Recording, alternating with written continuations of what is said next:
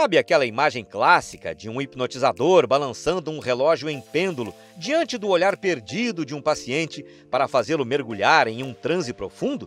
Pode esquecer, isso é coisa do passado e não tem nada mais a ver com a realidade das terapias de hipnose que são aplicadas hoje em dia. Quando se usava o pêndulo do relógio, a hipnose era algo extremamente chato de ser feito, demorado e difícil. E hoje não é.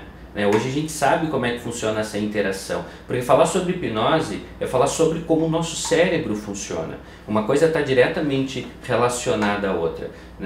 Até o termo hipnose ele vem de sono, mas ele está errado. A pessoa não dorme, não é um estado de sono.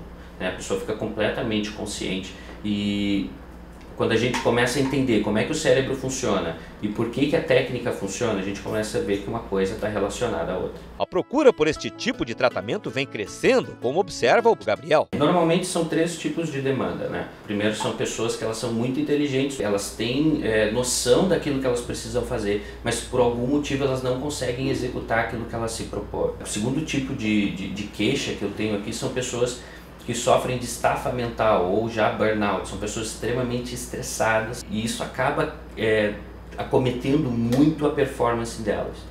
E a terceira queixa que eu tenho é em relação à ansiedade, são pessoas que me procuram porque têm transtornos de pânico, então elas passam por episódios de pânico constantemente ou episódios de ansiedade generalizada. Isso acaba afetando muito também a parte profissional. Boa parte dos pacientes do Gabriel é de empresários e gestores da área financeira, segmentos onde o estresse é uma presença constante a atrapalhar a tomada de decisões e a condução dos negócios. O grande objetivo é acabar literalmente com o problema, é que você consiga solucionar aquele problema que o cliente trouxe, ajudá-lo a solucionar aquele problema. Apesar da procura crescente e dos resultados comprovados, esse tipo de terapia ainda enfrenta algumas barreiras antigas que são motivadas pela falta de conhecimento, onde a origem está normalmente em aspectos como o ceticismo e até mesmo o preconceito. Mas esta é uma realidade que já está mudando. Às vezes eu indago os meus clientes para eles entenderem que aquela crença que eles têm sobre a hipnoterapia, sobre a hipnose, ela não é racional.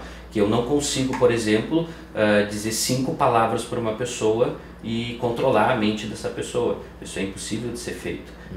Então, hoje em dia ainda tem muito preconceito, a gente tem que explicar muitas vezes, às vezes a gente gasta muito tempo para ensinar o cliente como que funciona realmente as coisas, para tirar aquela expectativa errada dele.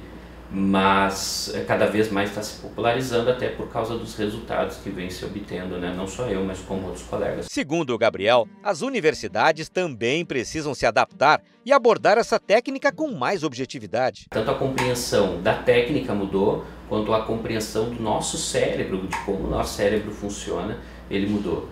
Então acho que se a hipnose fosse ensinada dentro da academia de uma forma séria, eu acho que ia preparar os novos terapeutas de uma forma muito melhor. Apesar destes desafios, Gabriel salienta que os mitos estão ficando no passado e a hipnoterapia está se consolidando a cada dia por conta da conscientização dos profissionais sobre os seus efeitos. Muitas vezes a gente acaba achando que a terapia é só te ensinar a viver com aquele problema, só te orientar para viver com aquele problema. E na hipnoterapia a gente busca dessensibilizar aquele problema, para resolver as causas que geram aquele problema. E quando normalmente a gente consegue resolver essas causas, a pessoa consegue se adaptar novamente à vida dela, sem aquele sintoma, e ela consegue ter mais liberdade, mais autonomia e menos sofrimento.